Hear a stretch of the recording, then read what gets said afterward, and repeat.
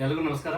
ಕರ್ನಾಟಕ ರಾಜ್ಯ NPS ನೌಕರ ಸಂಘ ಬೆಂಗಳೂರು ರಾಜ್ಯ ಸರ್ಕಾರಿ ನೌಕರರ ಅನುದಾನಿತ ಶಿಕ್ಷಣ ಸಂಸ್ಥೆಗಳು BBMP ಬೋರ್ಡ್ ಆ್ಯಂಡ್ ಕಾರ್ಪೊರೇಷನ್ ಎಲ್ಲ ನೌಕರರ ಆದ್ಯ ಗಮನಕ್ಕೆ ನಿನ್ನೆ ನಡೆದಂಥ ಬೆಳವಣಿಗೆ ತಾವೆಲ್ಲ ಗಮನಿಸಿದ್ದೀರಿ. ನೀವೆಲ್ಲ ಅಂದ್ಕೊಳ್ಬೋದು ಇವತ್ತಿನ ಸಂಘಟನೆಯ ಅವಶ್ಯಕತೆ ಏನಿತ್ತು, ಇದು ಹೊಸದು ಬಂತು ಅಂತ ನೀವು ಒಂದಷ್ಟು ತುಮುಲಗಳು ಗೊಂದಲಗಳು ಇರ್ಬೋದು.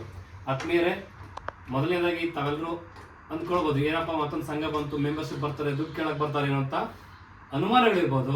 ಮೊದಲನೇ ನಿಮಗೆ ಸ್ಪಷ್ಟತೆ ಕೊಡ್ತೇವೆ. ಈ ನಮ್ಮ ಸಂಘಟನೆಯಲ್ಲಿ ಯಾವುದೇ QR ಕೋಡ್ ಇರೋದಿಲ್ಲ, ಮೆಂಬರ್ಶಿಪ್ ಇರೋದಿಲ್ಲ.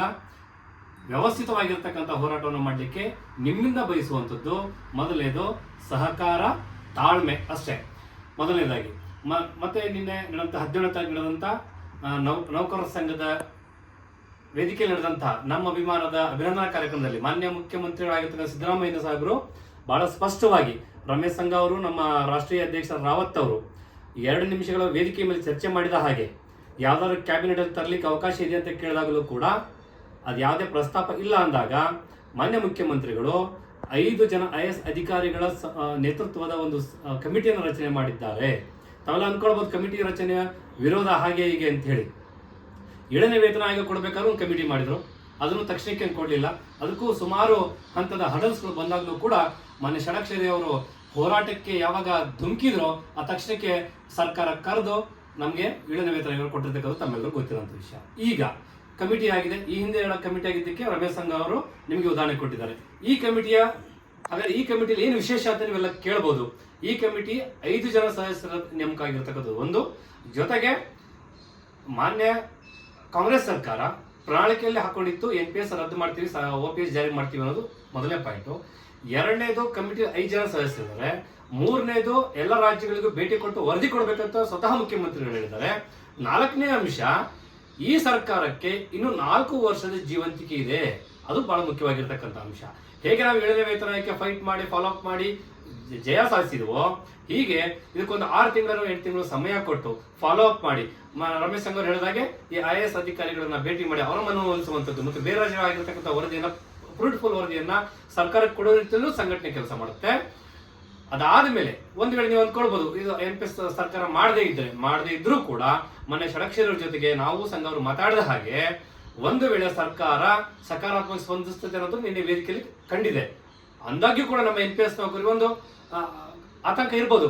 ಮಾಡದೇ ಇದ್ರೆ ಸರ್ಕಾರಿ ನೌಕರರ ಸಂಘ ಇಡೀ ವ್ಯವಸ್ಥೆಯನ್ನ ಬಂದ್ ಮಾಡಿ NPS ಒಂದೇ ಒಂದು ವಿಷಯಕ್ಕೋಸ್ಕರ ಇಡೀ ವ್ಯವಸ್ಥೆಯನ್ನ ಬಂದ್ ಮಾಡಿ ಹೋರಾಟವನ್ನು ಮಾಡಿ ಆದರೂ ಪಡೆದಿರ್ತೀವಿ ಅಂತೇಳಿ ಇವತ್ತು ನಾವು ಒಟ್ಟಿಗೆ ಬೆಳಗ್ಗೆ ಚರ್ಚೆ ಮಾಡಿದಾಗ ಮನೆ ಷಡಕ್ಷರು ಹೇಳ್ತಕ್ಕಂಥದ್ದು. ಈ ಸ್ಪಷ್ಟತೆ ಇದ್ದ ಮೇಲೂ ಕೂಡ ನಾವು ಸಹಕಾರ ಮಾಡದೆ ಹೋದ್ರೆ ನಾವೇ ಹುಟ್ಟಾಕಿರ್ತಕ್ಕ ಸಂಘಟನೆ NPS ನೌಕರು ಇವತ್ತು 3 ರಿಂದ 4 ಲಕ್ಷ ನೌಕರರು ಬಹಳ ಅನಾಥವಾಗಿದ್ದಾರೆ. ಆ ಪಾಪ ಪ್ರಜ್ಞೆ ನಮಗೂ ಕಾಡ್ತಾ ಇದೆ. ಆ ಕಾರಣಕ್ಕಾಗಿ ಇವತ್ತು ಅನ್ಕೊಳ್ಬಹುದು ಏನಪ್ಪಾ ನಾಗನಗೌಡ ರಮೇಶ್ ಸಂಘ ನೌಕರ ಸಂಘದಲ್ಲಿ ಏನಾದ್ರು ಹೋಗ್ತಾರ? ಇಲ್ಲ, ನಮ್ಗೆ ಯಾವುದೇ ನೌಕರ ಸಂಘಕ್ಕೆ ಚುನಾವಣೆಗೆ ಹೋಗಬೇಕು ಅನ್ನೋಂಥ ಅಪೇಕ್ಷೆ ಇಲ್ಲ. ನಾವು ಅದರ ಆಕಾಂಕ್ಷಿಗಳಲ್ಲ. ಇವತ್ತು ನಾವು ತಾಲೂಕು ಅಧ್ಯಕ್ಷನಾಗಿದ್ದೀನಿ, ಶಿಕ್ಷಕ ಸಂಘದ ರಾಜ್ಯ ಪದಾಧಿಕಾರಿ ಆಗಿದ್ದೀವಿ. ಹಾಗಾದ್ರೆ ಆರಾಮಾಗಿತ್ತಲ್ಲ, ಯಾಕೆ ಇರ್ಬೋದಾಗಿತ್ತು? ಯಾಕೆ ನಾವು ಆರಾಮಾಗಿ ಇರಬಾರ್ದು ಅಂತ ಅನ್ಕೊಂಡ್ರೆ ನಾವೇನು 8 ವರ್ಷಗಳಿಂದ ಶಪಥ ಮಾಡಿದ್ವಿ NPS ನೌಕರರ ಬಾಳಿಗೆ ಆಶಾಕಿರಣ ಆಗ್ಬೇಕು ನಾವು ಅನ್ನೋ ಕಾರಣಕ್ಕಾಗಿ ಏನ್ ಶಪಥ ಮಾಡಿದ್ವೋ ಇವತ್ತು ನಾವು ಕಾದ್ವಿ. 1 ಕ್ಯಾಬಿನೆಟ್ ಆಗುತ್ತೆ, 2ನೇ ಕ್ಯಾಬಿನೆಟ್ ಆಗುತ್ತೆ, 3ನೇ ಕ್ಯಾಬಿನೆಟ್ ಆಗುತ್ತೆ. 48 ಕ್ಯಾಬಿನೆಟ್ ಆದ್ರೂ ಆಗದೆ ಹೋದ್ಮೇಲೆ ಇನ್ನೂ ನಾವು ಸುಮ್ಮನೆ ಕೂತ್ಕೊಂಡ್ರೆ ಬಹುಶಃ ನಾವು ಸಂಘಟನೆ ಬಂದು ನಮ್ಗೆ ಅವಮಾನ, ಅದು ನಮಗೆ ತಟ್ಟುವ ಶಾಪ ಅನ್ನುವ ಕಾರಣಕ್ಕಾಗಿ ಇವತ್ತೆಲ್ಲ ನಾವು ಸಮಾನ ಮನಸ್ಕರೆಲ್ಲ ಸೇರ್ಕೊಂಡು ಇವತ್ತು ಈ ವಿಚಾರ ಕೈ ಹಾಕಿದೀವಿ. ನಿನ್ನೆ ಒಂದು ದಿವಸ 24 ಗಂಟೆ ಆಗಿದೆ ಸಂಘಟನೆಯ ಚಾಲನೆ ಕೊಟ್ಟು 24 ಗಂಟೆಯಲ್ಲಿ 6 ಜಿಲ್ಲೆಯವರು 100 ಪದಾಧಿಕಾರಿಗಳು ನಮಗೆ ಶುಭಾಶಯ ಕೋರುವುದರ ಜೊತೆಗೆ ನಮ್ಮ ಜಿಲ್ಲೆಗೆ ಬರಬೇಕು, ಸಂಘಟನೆ ಮಾಡಬೇಕು. ಯಾಕೆ ನೀವು ಅನ್ಕೊಳ್ಬಹುದು, ಯಾಕಪ್ಪ ಮತ್ತೆ ಏನಿಂದ ಶುರು ಮಾಡ್ತೀರಿ ಅಂತ ಅನ್ಕೊಳ್ಬಹುದು. ಒಂದು ವೇಳೆ ವರದಿ ಕೊಟ್ಟು ಸರ್ಕಾರ ಮಾಡದೆ ಹೋದ್ರೆ ಮತ್ತೆ ಹೊರಟಕ್ಕೆ ಹೋಗ್ಬೇಕಲ್ಲ. ಆ ಕಾರಣಕ್ಕಾಗಿ ನೌಕರನ್ನ ಸದೃಢಗೊಳಿಸ್ಲಿಕ್ಕೋಸ್ಕರನಾದ್ರೂ ನಾವು ಪ್ರವಾಸವನ್ನು ಮಾಡ್ತೇವೆ, ನಿಮ್ಮ ಬಳಿ ಬರ್ತೇವೆ. ನಮಗೆ ನೀವು ಕೊಡ್ಬೇಕಾಗಿದ್ದು ಯಾವುದೇ ಹಣವನ್ನಲ್ಲ, ಸದಸ್ಯತ್ವ ದುಡ್ಡನ್ನಲ್ಲ, ನಿಮ್ಮ ತಾಳ್ಮೆಯನ್ನ, ನಿಮ್ಮ ಶಕ್ತಿಯನ್ನ, ನಿಮ್ಮ ಸಹಕಾರವನ್ನು ಕೊಡಿ. ಮತ್ತೊಮ್ಮೆ ಷಡಕ್ಷರಿ ಅವರ ನೇತೃತ್ವದಲ್ಲಿ ಸಂಘಟನೆ ಮಾಡುವ ಮೂಲಕ ನಾವು ಅನ್ಕೊಳ್ವಿ 8 ವರ್ಷದಿಂದ ನಾವು ಸಂಘಟನೆ ಮಾಡಿದಾಗ ನಾವ್ ಯಾರ ವಿರುದ್ಧ ಹೋರಾಟ ಮಾಡ್ತಾ ಇದ್ವಿ? ವ್ಯಕ್ತಿ ವಿರುದ್ಧ ಅಲ್ಲ, ಸಂಘಟನೆ ಜಡತ್ವವಾಗಿತ್ತು ಅಂತ ಅನ್ಕೊಳ್ಳಿ ಸಿದ್ಧದ್ದು ಸಂಘಟನೆ ಮಾಡಿದ್ವಿ. ನಾವೆಲ್ಲರೂ ಒಟ್ಟಾಗಿ ಹೋರಾಟ ಮಾಡಬೇಕು. NPS ಅನ್ನು ರದ್ದು ಮಾಡ್ಲಿಕ್ಕೆ ವ್ಯವಸ್ಥೆ ಸದೃಢಗೊಳಿಸಬೇಕು ಅಂತ ಇವತ್ತು NPS ಅನ್ನ ಪ್ರತಿ ಸಂಘಟನೆಯವರು ಮೊದಲ ಅಜೆಂಡಾ ಕೇಳಿದ್ದಾರೆ. ಇನ್ನೂ ವಿಶೇಷ ಅಂತ ಹೇಳಿದ್ರೆ ನಾವು NPS ಅನ್ನ ಏಕೈಕ ಅಜೆಂಡಾ ಅಂತ ಹಾಕೊಂಡಿರ್ತಕ್ಕಂಥ ಬ್ಯಾನ್ ಬ್ಯಾನರ್ ಇವತ್ತು ಕಲುಷಿತವಾಗಿದೆ. ನಮ್ದು 3-4 ಬೇಡಿಕೆಗಳಾಗಿದ್ದಾವೆ. ಆದ್ರೆ ಇವತ್ತಿಗೂ ಕೂಡ ಇವತ್ತೇನು ನಾವು ಕರ್ನಾಟಕ ರಾಜ್ಯ NPS ನೌಕರ ಸಂಘ ಮಾಡಿದೀವಿ, ನಮ್ದು ಒಂದೇ ಅಜೆಂಡಾ. ನಮ್ಮ ಚುನಾವಣೆ ಮೀಟಿಂಗ್ ಆಗಲಿ ಮತ್ತೊಂದಾಗ್ಲಿ ನಾವು ಮಾಡುವಂಥದ್ದಲ್ಲ, ಯಾವುದೇ ಜಾತಿಯ ಹೆಸರಲ್ಲಿ ಸಂಘಟನೆ ಮಾಡುವಂಥದ್ದಲ್ಲ. ವಿಷಯಾಧಾರಿತವಾಗಿ NPS ಕಮಿಟಿಯನ್ನ ಬೆನ್ನ ಹತ್ತಿ ಕೆಲಸ ಮಾಡಿಸ್ಕೊಳ್ಳುವಂಥದ್ದು ಸರ್ಕಾರಿ ನೌಕರ ಸಂಘನೂ ಕೂಡ ಅದಕ್ಕೆ ಪಾಲ್ದಾರಿಕೆ ಆಗಬೇಕು, ಮುಖಂಡತ್ವವನ್ನು ತೆಗೆದುಕೊಳ್ಬೇಕು, ಹೋರಾಟಕ್ಕೆ ಹೋಗಬೇಕು. ಹೋಗುವ ನಿಟ್ಟಿನಲ್ಲಿ ನಾವೆಲ್ಲರೂ ಕೂಡ, ನೀವು ತಾಲೂಕಲ್ಲಿ, ಜಿಲ್ಲೆಯಲ್ಲಿ ತಾಲೂಕಾ ಸಂಘದವರು, ಎಲ್ಲ ತಾಲೂಕು ಸಂಘದವರು ಇದ್ದೀರಿ, ವಿವಿಧ ವೃಂದ ಸಂಘಗಳಿದ್ದೀವಿ. ಆ ಎಲ್ಲ ವೃಂದ ಸಂಘಗಳು ಕೂಡ ಒಟ್ಟಾಗಿ ಒಂದು ಬಲಿಷ್ಠವಾಗಿದ್ದಾಗ ಮಾತ್ರ ಸರ್ಕಾರ ಹೆದರ್ತದೆ ಅಥವಾ ನಮ್ಮ ಬಗ್ಗೆ ಭಯ ಪಡ್ತದೆ, ಇಲ್ಲ ಈ ನೌಕರರೆಲ್ಲ ಸಂಘಟಿತರಾಗಿದ್ದಾರೆ ಅನ್ನುವಂತ ಭಾವನೆಯನ್ನ ಇವತ್ತು ಇಡೀ ರಾಜ್ಯದಿಂದ ಮುಟ್ಟಿಸುವ ನಿಟ್ಟಿನಲ್ಲಿ ನಾವು ಕೆಲಸ ಮಾಡ್ತಾ ಇದೀವಿ. ಆ ಕಾರಣಕ್ಕಾಗಿ ಇದನ್ನ ಸ್ಪಷ್ಟೀಕರಣ ಕೊಡುವ ಉದ್ದೇಶ ಇಷ್ಟೇ. ಯಾರಿಗೆ ಕೊಡಬೇಕಾಗಿತ್ತು, ಇವತ್ತು ನಿನ್ನೆ ನಡೆದಂತ ಮುಖ್ಯಮಂತ್ರಿಗಳ ಸಭೆಯಲ್ಲಿ ಹೋಗಬಾರ್ದು ಅಂತ ಹೇಳುವಂತಹ ಕೀಳ ಮನಸ್ಥಿತಿ ಕೆಲವರು ನಾಯಕರು ಬಂದಿದ್ದಾರಲ್ಲ, ಅಲ್ಲಿ ನಡೆದಿರ್ತಕ್ಕಂಥ ವಿಚಾರಗಳೇನಾಗಿದೆ. ನಿನ್ನೆ NPS ವಿಚಾರ, C&R ವಿಚಾರ, ನಮ್ಮ ಆರೋಗ್ಯ ಸಂಜೀವ ವಿಚಾರ, ಯಾವ ನೌಕರಿಗೂ ಇದೆಲ್ಲ ಅವಶ್ಯಕತೆ ಇಲ್ವಾ? ಆ ಕಾರಣಕ್ಕಾಗಿ ಅಲ್ಲಿ ಹೋಗಬಾರ್ದು ಇಲ್ಲಿ ಹೋಗಬಾರ್ದು ಅನ್ನುವಂಥ ಈ ಮನಸ್ಥಿತಿಗಳಿಂದ ಆಚೆ ಬರ್ಬೇಕು. ನಾವ್ಯಾರು ಕೂಡ ಯಾವ ಸಂಘಟನೆ ವಿರುದ್ಧನೂ ಅಲ್ಲ, ಯಾವ ವ್ಯಕ್ತಿಯ ವಿರುದ್ಧಗಳು ಅಲ್ಲ. ನಮ್ಮ ಹೋರಾಟ NPS ವಿರುದ್ಧದ ಹೋರಾಟ. ನಾವ್ಯಾರು ಬೈತೀವಿ ಅಥವಾ ಇದು ಮಾಡ್ತೀವಿ ಅಂತಂದ್ರೆ NPS ಅನ್ನು ವಿರೋಧ ಮಾಡ್ಲಿಕ್ಕೆ ಯಾರೆಲ್ಲ ನಮಗೆ ಸಹಕಾರ ಮಾಡ್ತೀರಿ, ತಾವು ನಿಷ್ಕಲ್ಮಶವಾಗಿ ರಾಜ್ಯ, ತಾಲೂಕು, ಜಿಲ್ಲೆ ನೀವೆಲ್ಲರೂ ಕೂಡ ನೀವು ಎಲ್ಲಿಗೆ ಕರೆದ್ರು ನಿಮ್ಮ ತಾಲೂಕಿಗೆ ಬಂದು ಸಂಘಟನೆ ಮಾಡ್ಲಿಕ್ಕೆ ನಾವು ರೆಡಿ ಇದ್ದೀವಿ. ನೀವು ಅನ್ಕೊಳ್ಬೋದು ಸಂಘಟನೆ ಅಂತಂದ್ರೆ ಏನು ಅಂತ ಹೇಳಿ.